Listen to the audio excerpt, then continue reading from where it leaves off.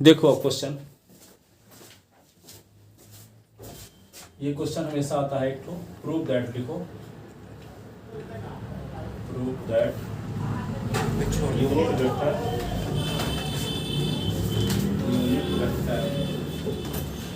Perpendicular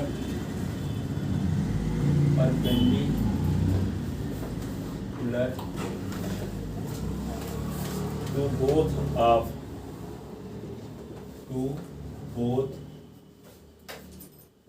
the given vector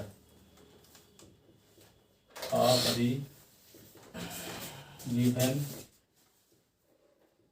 vector 3i cap plus j cap 3i cap plus j cap plus 2k cap and 2i cap minus 2j cap 2i cap minus 2j cap plus 3 plus 4k cap is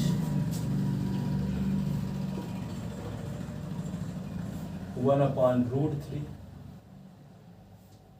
I cap minus j cap minus k cap and also prove that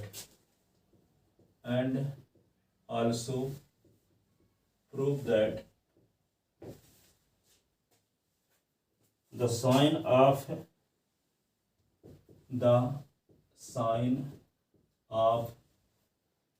the angle between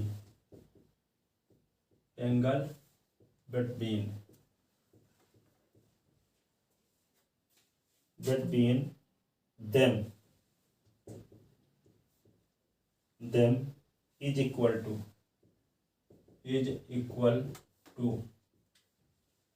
2/√7। ठीक है, ये question कई साल आ चुका है, 2019 में भी आया था, उसी साल से एनसीईआरटी बुक लगी थी। देखो 18 से लगी है। तो यहाँ पे दो वेक्टर दिए गए हैं, एक का नाम ए रख लो, इसका नाम बी रख लो। ठीक है, अब कहता है दोनों वेक्टर पर जो परपेंडिकुलर वेक्टर है उसकी डायरेक्शन में यूनिट वेक्टर बता सब पूछ चुके हैं। तो जो दोनों पर परपेंडिकुलर होगा उसका नाम ए क्रॉस बी है।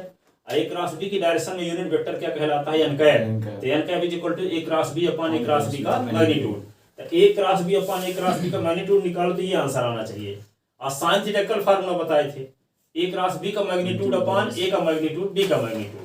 तो साइन थीटा की वैल्यू निकालो तो 2/√7 आना चाहिए। कहता है जो दोनों वेक्टर के बीच का एंगल होगा उसके पहले साइन लगाने से ये रिजल्ट आना चाहिए। एंगल का साइन पूछा है, एंगल नहीं, एंगल का साइन। एंगल के साइन की वैल्यू क्या आनी चाहिए? साइन थीटा की वैल्यू 2/√7 आनी चाहिए। प्रूव करो, ठीक है ना? तो लिखो, क्या लिखोगे? Here given that vector A is equal to 3i cap plus j cap plus 2k cap। अब vector B is equal to 2i cap minus 2j cap plus 4k cap। ठीक है, तो to proof unit vector perpendicular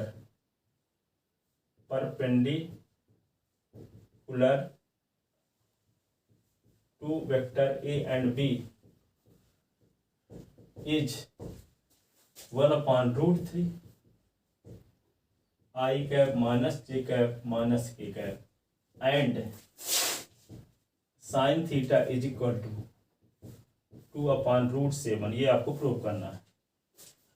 ठीक है, जो ए और B दोनों पर परपेंडिकुलर वेक्टर हो उसकी डायरेक्शन में यूनिट वेक्टर बी होना चाहिए।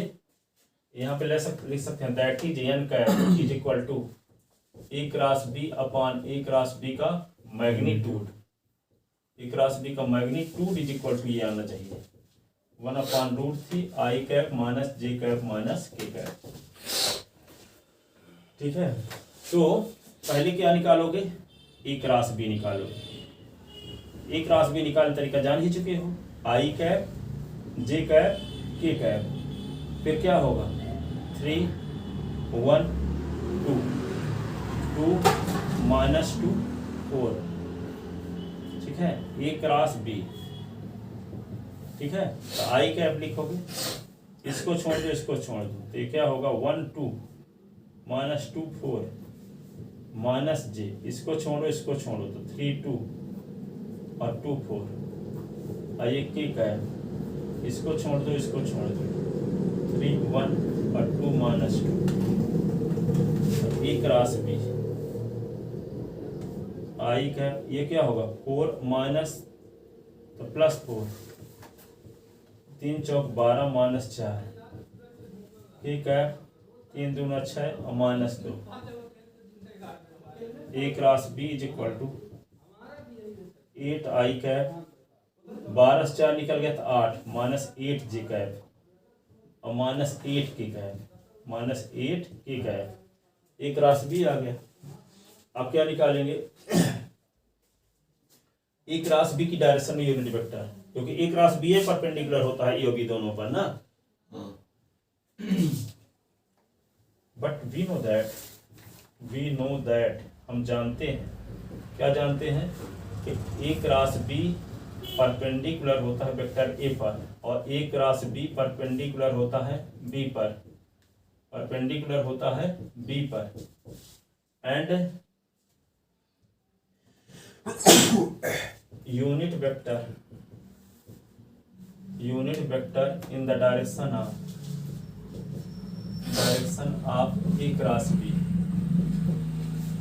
N cap is equal to A cross B upon A cross B का मैग्नीट्यूड, ए क्रॉस बी क्या, ए क्रॉस बी ये निकला है 8 I cap minus 8 J cap और minus 8 K cap, under root क्या होगा 8 का स्क्वायर 8 का स्क्वायर 8 का स्क्वायर, ठीक है, 8 कॉमन ले लिए तो आई cap minus J cap minus K cap upon क्या लिख दोगे यहाँ पे 64 64 64 64 64 64, कितनी बार है 3 बार 64,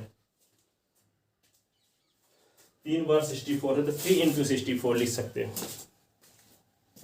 3 into 64,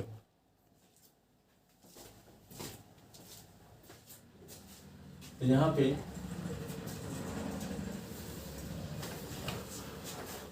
N cap is equal to 8 common ले लिए तो क्या बचा I cap minus J cap minus K cap, और यहाँ नीचे क्या होगा 3 इंटू 64, तो 3 इंटू 64 का मतलब क्या हुआ 8 common I cap J cap minus K cap अपान होगा अंडर रूट 3 इंटू 64 को क्या लिख सकते हैं 4 इंटू 4 8 इंटू 8, 8 का पेयर बन रहा है ना, पेयर में से बाहर, तो N cap is equal to क्या होगा 8 common I cap minus J cap minus K cap upon क्या होगा 8 और रूट 3, तो 8 से 8 कट गया, 8 से 8 कट गया तो क्या बचा है N cap is equal to 1 upon root 3 और I cap minus J cap minus K cap.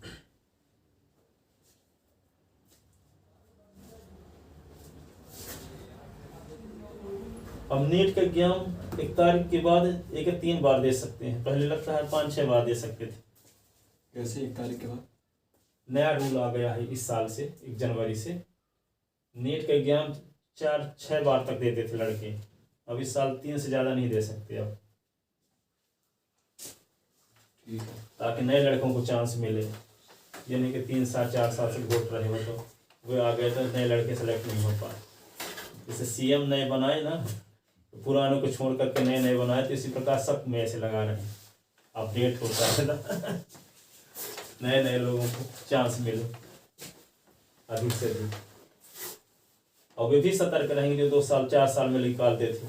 हमारे पास लास्ट ही है। हाँ, जैसे गैप में 15 दिन दिया जाए चाहे 5 दिन, गैप 15 दिन दिया जाएगा तो लड़के मटर गश्ती करने लगते हैं, पढ़ते चाह रहे 5 दिन।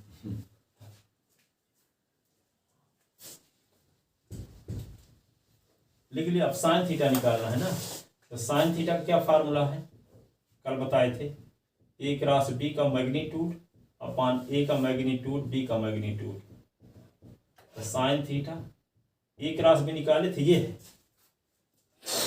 ए क्रॉस बी का मैग्नीट्यूड निकालोगे तो क्या आया था अभी? ए क्रॉस बी का मैग्नीट्यूड यही ना है। 8i 8j 8k। हाँ, 8 का स्क्वायर 8 का स्क्वायर 8 का स्क्वायर, इसका मैग्नीट्यूड या लिख दें, है ना। 8i क्या है? 8i कैप 8j कैप और 8k कैप का मॉड अपॉन वेक्टर ए का मैग्नीट्यूड। वेक्टर ए कहाँ है? ये लिखा है। अंडर रूट क्या लिख दोगे? 3 का स्क्वायर 1 का स्क्वायर 2 का स्क्वायर। यहाँ क्या लिखोगे?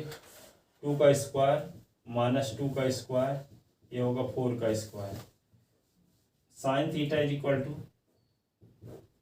अंडर रूट 8 का स्क्वायर माइनस 8 का स्क्वायर 8 का स्क्वायर, 9 + 1 + 4 रूट ऑफ 4 + 4 + 16।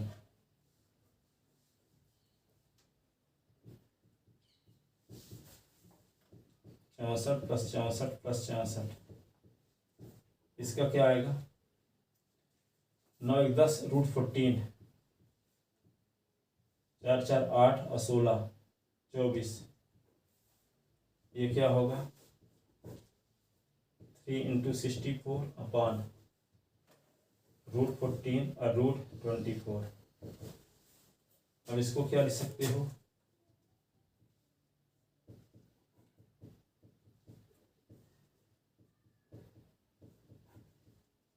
√3। ये क्या लिख सकते हो? √14 √3 × √8। √3 से √3 कट गया, ठीक है। अब यहाँ पे क्या लिख देंगे? 8 अपॉन क्या होगा? 8 अपॉन √14 × 8, या कि 8 को लिख सकते हैं √8 × √8, √14 को लिख सकते हैं √2 × √7 और ये √8। तो √8 से √8 कट गया। और √8 को लिख सकते हैं क्या? 2 × 2 × 2 अपॉन √2 √7, इसका पेयर बन रहा है ना। तो 2 √2 अपॉन √2 और √7, तो √2 से √2 कट गया, 2 अपॉन √7। यही लाना था। किसकी वैल्यू आ गई? Sine theta is equal to 2 upon √7। ये प्रूव भी करना था। तो साइन थीटा की वैल्यू 2 अपॉन √7 आएगी।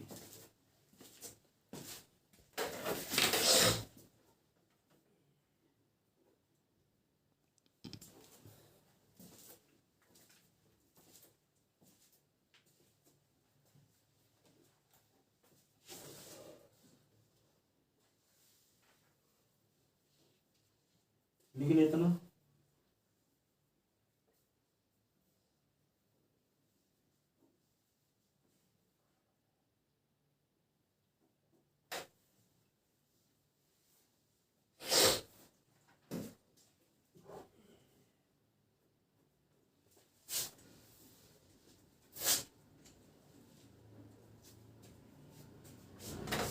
मिटा दें, यस। लिख ले पूरा।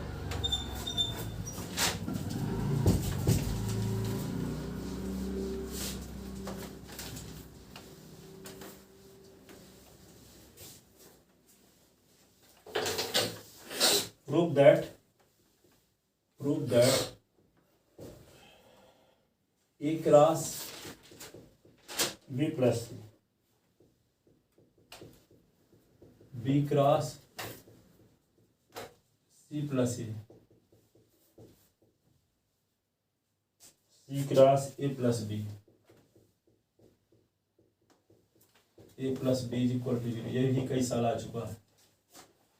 A cross B plus C, B cross C plus A, C cross A plus B is equal to 0। Left hand side क्या करोगे? अंदर मल्टीप्लाई करो, A क्रॉस B और A क्रॉस C। क्रॉस में उल्टा भरना करना। जैसे मान लो A पहले आ रहा है ना, तो A क्रॉस B लिखोगे, फिर A cross C, B cross C तो B क्रॉस A, नहीं क्रम बदल के A क्रॉस B लिख दो। क्रॉस प्रोडक्ट कॉम्पिटिटिव लॉ को होल्ड नहीं करता, डॉट प्रोडक्ट करता है। C cross A C cross B लिखना पड़ेगा यहाँ। यदि उल्टा करो तो माइनस लगाना पड़ेगा। ये ना सोचो कि एक ही है, चाहे हम बी क्रॉस ए को ए क्रॉस बी भी लिख सकते हैं, नहीं लिख सकते। जो पहले है उसको पहले लिखा जाएगा, बाद वाले को बाद में। ठीक है, तो यहाँ पे क्या है, B cross C, B cross A. Dot वाले में क्रम बदल सकते हो और क्रॉस वाले में नहीं बदल सकते। C cross A, C cross B. ठीक है, अब देखो यदि क्रम बदलना चाहते हो, जैसे ए क्रॉस बी है तो बी क्रॉस ए को भी, कहाँ है बी क्रॉस ए, ये बी क्रॉस ए को ए क्रॉस बी लिखना चाहते हो तो माइनस लगाना पड़ेगा। सुनो, ए क्रॉस बी है ना, ये हम बी क्रॉस ए को ए क्रॉस बी लिखना चाहते हैं, हम माइनस लगाए तो ये इससे कट जाएगा। ठीक है, बी क्रॉस सी है तो ये सी क्रॉस बी को बी क्रॉस सी लिखना चाहते हैं, माइनस लगाना पड़ेगा तो ये भी इससे कट जाएगा। ठीक है, सी क्रॉस ए क्रॉस सी है तो इसको हम सी क्रॉस ए लिखना चाहते हैं तो ये सी क्रॉस ये माइनस में हो जाएगा तो ये कट जाएगा, तो सब जीरो, जीरो लाना भी। ठीक है, तो साइक्लिक ऑर्डर में लिखे देते हैं सबको। तो ए क्रॉस ए के बाद बी आता, जानते हैं, इसको रहने दो। ए के बाद सी नहीं आता, सी के बाद ए आता है। ये साइक्लिक ऑर्डर में नहीं है ए क्रॉस सी। जैसे साइक्लिक ऑर्डर में एक सर्किल बनाओ आप, तो क्या लिखोगे, ए बी और सी, एंटी क्लॉकवाइज डायरेक्शन में जाओ। ए बी, ए के बाद बी, बी के बाद सी, सी के बाद ए के बाद बी, बी के बाद सी, सी के बाद ए के बाद बी, ये। ठीक है ना, तो यहाँ पे साइक्लिक ऑर्डर क्या होगा, ए बी बी सी और सी ए, साइक्लिक ऑर्डर कहलाएगा। A B B C C A. Triangle of vector addition ना लगा देना कि A B B C is equal to A C. ठीक है, A B B C C A B B C C A, ये cyclic order है। तो ए B B C C ए का क्रम बनाओगे, ए सी का क्रम नहीं बनाओगे। ठीक है, ए क्रॉस बी है तो ए क्रॉस सी को हम सी क्रॉस ए बनाएंगे, इसको बदलेंगे, इसको नहीं बदलेंगे। ठीक है, तो यहाँ पे क्या होगा, C cross A, B cross C सीधे लिखे रहो, ये साइक्लिक ऑर्डर में ही है। B cross A cyclic order में नहीं है, बी के बाद सी आता है पर है बी क्रॉस ए। तो क्या करते हैं, इसको साइक्लिक ऑर्डर में लिखने के लिए क्या करना पड़ेगा, ए क्रॉस बी माइनस ए क्रॉस बी, माइनस ए क्रॉस बी। ये सी क्रॉस ए साइक्लिक ऑर्डर में ही है और ये सी क्रॉस बी नहीं है, तो इसको लिखोगे तो बी क्रॉस सी लिखोगे तो माइनस लगाना पड़ेगा। अब देखो इससे ये कट गया। ठीक है, ए क्रॉस बी से ए क्रॉस बी कट गया, अपोजिट साइड में है तो ये कट गया, तो क्या आ गया, zero is equal to right hand side.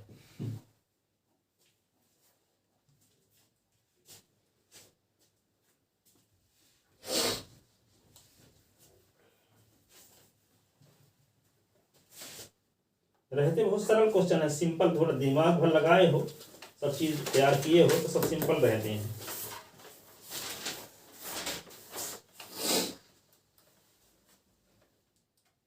लिख लेते ना,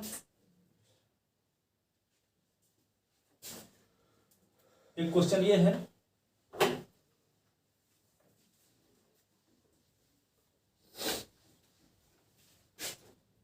गिवन लिखा है क्वेश्चन में, given that A dot B is equal to 0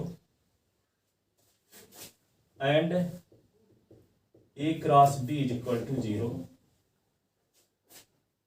what can you conclude, what can you conclude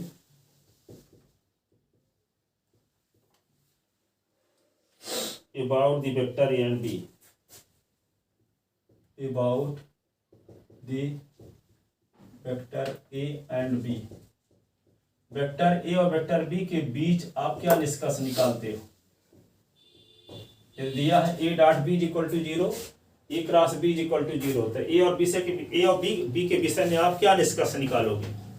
सुनो, समझो, यहाँ एनसीईआरटी क्वेश्चन है, बहुत तार्किक क्वेश्चन है। थोड़ा सुनो, पहले क्या लिखोगे, A dot B equal to 0 दिया है तो ए डॉट बी 0 कितनी कंडीशन में होगा, तीन कंडीशन में, ए और बी में से कोई 0 हो जाए, ए 0 हो जाए तब भी दोनों का डॉट 0, बी 0 हो जाए तो दोनों का डॉट 0 और दोनों परपेंडिकुलर हो जाए तब भी 0।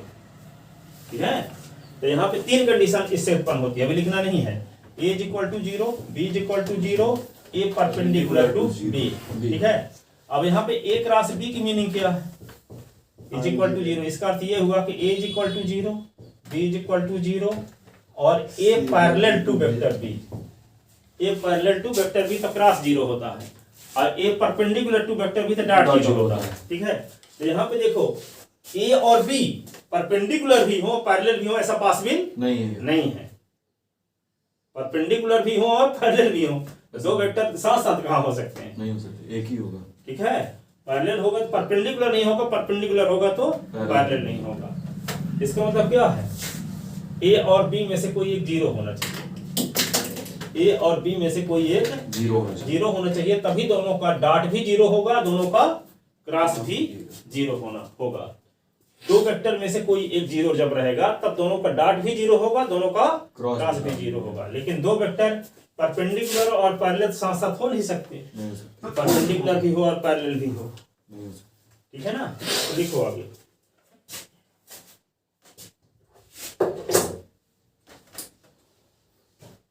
तो given vector A dot B is equal to 0 ये दिया है, then either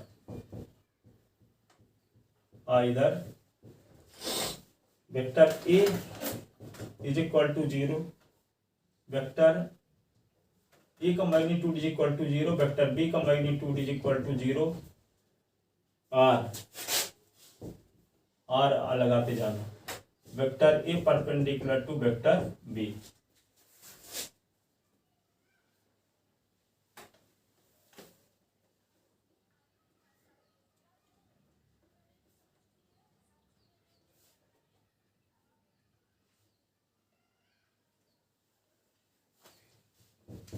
In case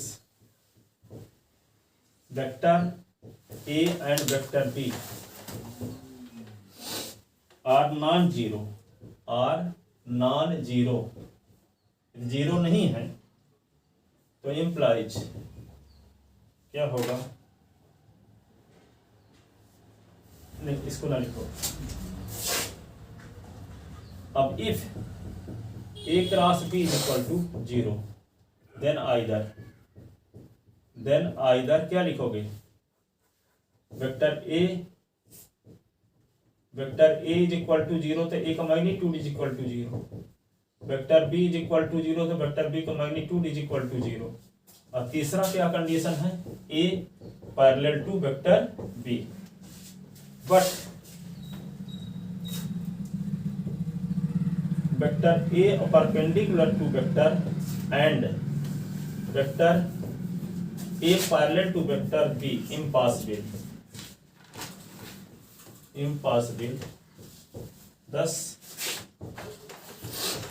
thus for vector a dot b is equal to 0 and vector a cross b is equal to 0 implies vector a is equal to 0 or vector b is equal to 0। Vector ए की value 0 होगी अथवा vector B की value 0 होगी, दोनों के dot और cross के 0 होने पर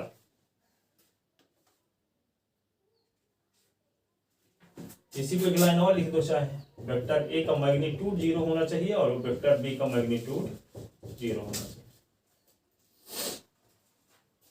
तो दो वेक्टर का क्रॉस भी 0 हो डॉट भी 0 हो तो दोनों का मैग्नीट्यूड, दो में से कोई एक वेक्टर का मैग्नीट्यूड क्या होना चाहिए, 0 होना चाहिए, तभी दोनों का डॉट भी 0 होगा और क्रॉस भी 0 होगा। क्योंकि एक कंडीशन और होती है कि A dot B equal to 0 तो ए परपेंडिकुलर वेक्टर बी और ए क्रॉस बी 0 होने पर ए पैरेलल टू वेक्टर बी, तो दो वेक्टर परपेंडिकुलर भी हो और पैरेलल भी हो ऐसा पॉसिबल नहीं है, ठीक है। इसलिए दो वेक्टर में से किसी एक वेक्टर का मैग्नीट्यूड जब 0 रहेगा तो दोनों का डॉट भी 0 हो जाएगा, क्रॉस भी 0 हो जाएगा। लिख लिए। अगला क्वेश्चन देखो, find the area of,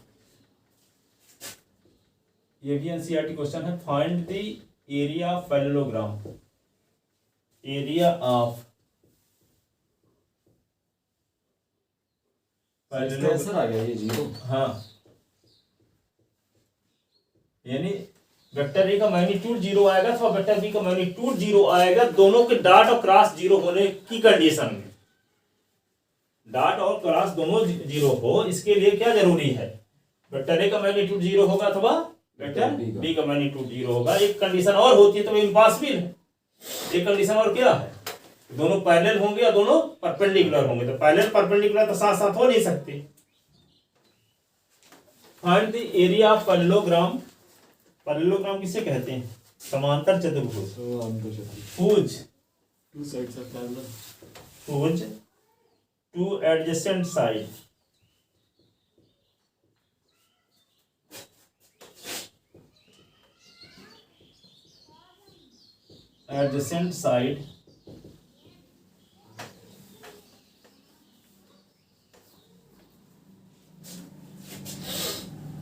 are vector A is equal to 3i cap plus j cap minus plus 4k cap। अब vector B is equal to i cap j cap और प्लस k cap। ठीक है ना? तो जैसे मान लो एक parallelogram है इस प्रकार का,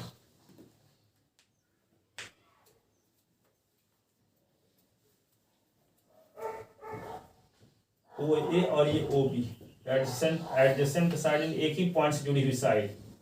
ओ ए और ओ बी आपको दिया है, यानी O A vector A is equal to O A is equal to आपको क्या दिया है? 3i cap plus j cap प्लस 4k cap. Vector B is equal to O B is equal to आपको क्या दिया है? O B is equal to क्या दिया है? i cap minus j cap plus k cap. यहाँ सी लिख देते हैं। ठीक है? तो एरिया पैरेललोग्राम क्या होता है? तो एडजेसेंट साइड के क्रॉस प्रोडक्ट का मैग्नीट्यूड, एडजेसेंट साइड के क्रॉस प्रोडक्ट का मैग्नीट्यूड। एरिया ऑफ पैरेललोग्राम लिखो, एरिया ऑफ पैरेललोग्राम तो क्या लिखोगे? ओ ए क्रॉस ओ बी का मैग्नीट्यूड। तो ओ ए के स्थान पे क्या लिख सकते हैं? Vector A cross vector B का मैग्नीट्यूड। तो पहले ए क्रॉस बी निकालो, एरिया ऑफ पैरेललोग्राम कौन? ओ ए सी बी, ये इक्वेशन फर्स्ट। तो ए क्रॉस बी निकाल लेते हैं पहले। तो ए क्रॉस बी निकालने का क्या तरीका? आई कैप जे कैप के कैप। क्या लिख देंगे? 3 और 1 और 4 और 1 minus 1 1। A cross B is equal to I, इसको छोड़ इसको, तो 1 4 और माइनस 1 1, जे बीच में माइनस जे, इसको छोड़ दो इसको छोड़ दो, 3 4 1 1 ठीक है। 3 1 1 माइनस 1। सर वो क्या लिखे हैं? एरिया पैरेललोग्राम नीचे लिखे हैं, तो उसके बाद इक्वेशन फर्स्ट में ब्रैकेट के अंदर पैरेललोग्राम ऐसे लिखते, area of O A C B. Parallelogram को ऐसे शॉर्ट में लिखते हैं, पैरेलल का साइन बना दिया जी, हम लिख देते हैं पैरेललोग्राम कौन? O A C B. 1 का 1 के साथ मल्टीप्लाई तो 1 और प्लस 4, बीच में माइनस लगाते हैं, 3 minus 4 K minus 3 minus 1, A cross B 5 I K minus J A क्या होगा? Minus 1 K minus 4 A cross B 5 I K plus J cap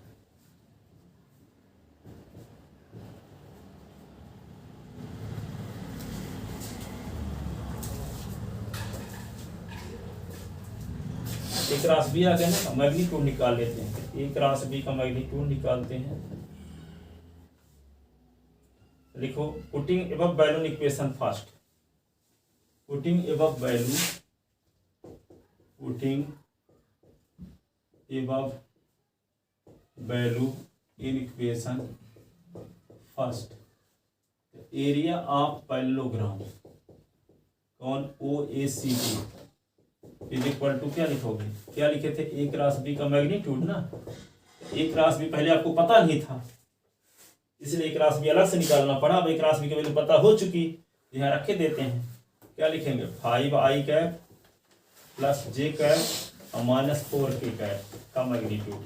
और इसका मैग्नीट्यूड कैसे निकालते हो, अंडर रूट 5 का स्क्वायर और 1 का स्क्वायर, और ये क्या होगा -4 का स्क्वायर। तो क्या होगा 5 का स्क्वायर 25 प्लस 1 और ये 16 और 25 से 26, 26 से 16, 26 16 हो गया आपका 31 31 का 41 41 स्क्वायर यूनिट, स्क्वायर यूनिट, ये होगा आंसर। लेकिन ये था ना, एक मिनट।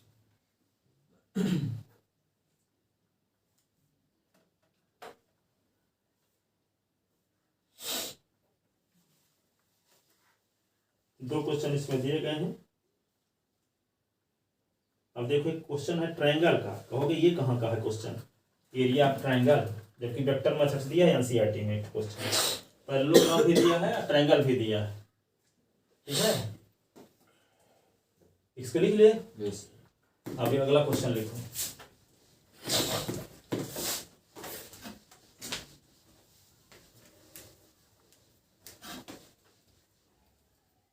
ये क्वेश्चन है एनसीईआरटी का अगला।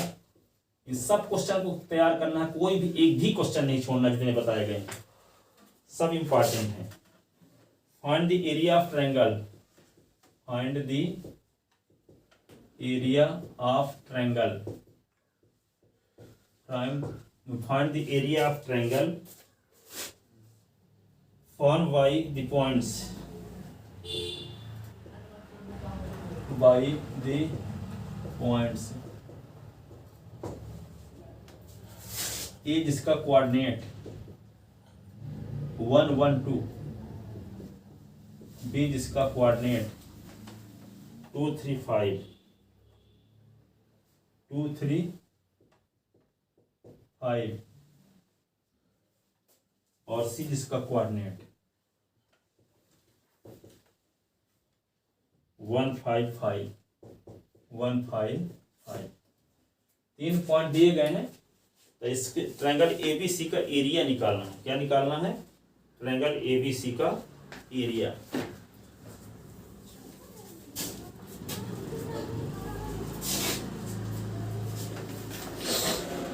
सॉल्यूशन देखो, given coordinate of vertex, coordinate of vertex of triangle, triangle ABC are. तो ए का कोऑर्डिनेट आपको दिया है 1 1 2, बी का कोऑर्डिनेट 2 3 5 और सी का coordinate 1 5 5। To find the area of triangle ABC, to find the area of triangle ABC, ठीक है।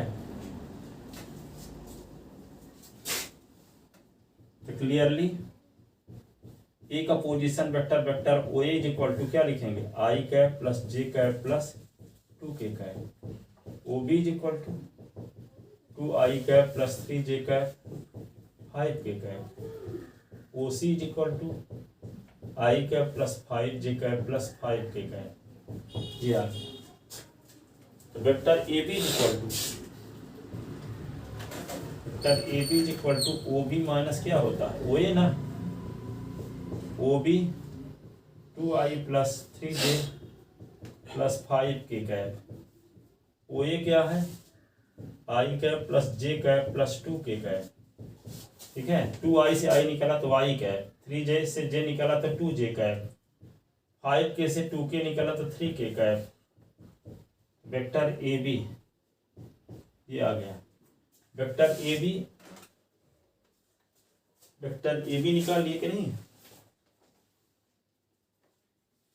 एक ही पॉइंट से जुड़ी हुई साइड चाहिए, चाहे ए बी क्रॉस ए सी निकालो, चाहे बी सी क्रॉस बी ए निकालो, एक ही पॉइंट से जुड़ी हुई साइड होनी चाहिए। जैसे हाँ ए बी निकाले तो क्या चाहिए आपको, ए सी, बी सी निकाले तो बी ए चाहिए, ठीक है, एक ही पॉइंट से जुड़ी हुई साइड चाहिए। तो एडजेसेंट साइड के क्रॉस प्रोडक्ट के मैग्नीट्यूड का हाफ, जैसे वहां होता था 1/2 बेस इनटू हाइट, और यहाँ क्या होगा, एडजेसेंट साइड के क्रॉस प्रोडक्ट के मैग्नीट्यूड का हाफ होता है। वहां पे पैरेललोग्राम में हाफ नहीं होता, वहां क्या कर देते हैं, सिर्फ दोनों फर्क क्या है, वहां पे सिर्फ half base into height, adjacent side के क्रॉस प्रोडक्ट का मैग्नीट्यूड, और यहाँ एडजेसेंट साइड के क्रॉस प्रोडक्ट के मैग्नीट्यूड का हाफ, ठीक है।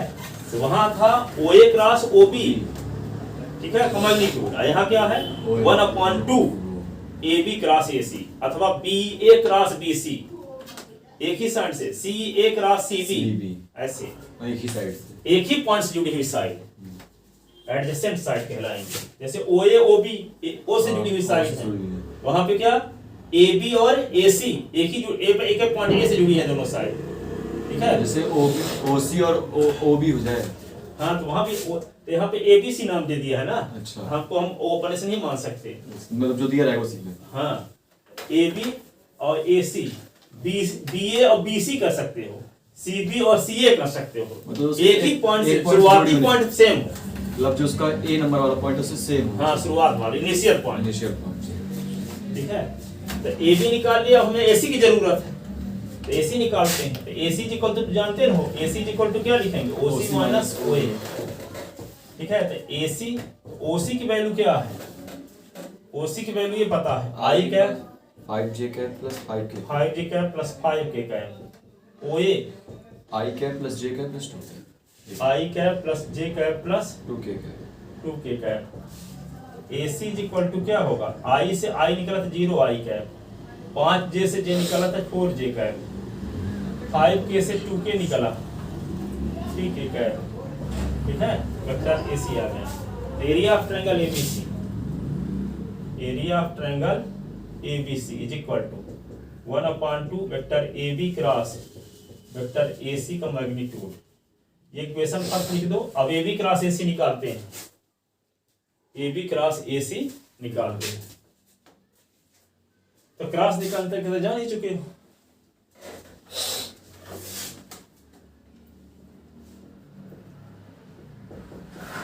आसान सब है, पूरी चीज एक साथ है, तैयार होना चाहिए कि इस कंडीशन में क्या करना है, ठीक है।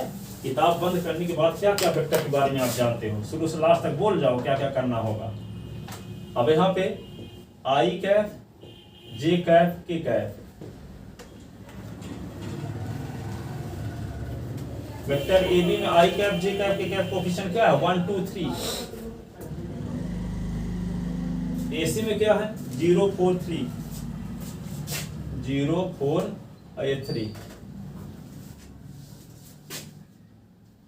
Vector A B cross vector A C, I cap, I जिस रो जिस कॉलम इसको छोड़ दो तो क्या होगा 2 3 4 3 माइनस जे, इसको छोड़ो इसको छोड़ो तो 1 3 0 3 और ये के कैप, इसको छोड़ो इसको तो यहाँ पे 1 2 0 4। ए बी क्रॉस ए सी, 2 3 जा 6, 4 3 जा 12, 3 minus 0 plus K cap 4 minus 0 ऐसे। अब A B cross A C 12 minus 6 I cap minus 3 J cap 4 K cap, ये आ गया। अब vector A B cross A C का मैग्नीट्यूड निकालो, vector A B cross A C का magnitude तो क्या होगा -6 का स्क्वायर -3 का स्क्वायर 4 का square. Vector A B cross vector A C का मैग्नीट्यूड क्या होगा 36 9, ये क्या होगा 16। Vector A B cross A C का मैग्नीट्यूड 36 और 9 क्या होगा 61 आ जाएगा सर टोटल 61, ठीक है। Putting above balloon equation first. Putting above value in equation first. तो क्या होगा? Area of triangle ABC is equal to 1/2 √61 square units लिख देते ना। हो गया टाइम।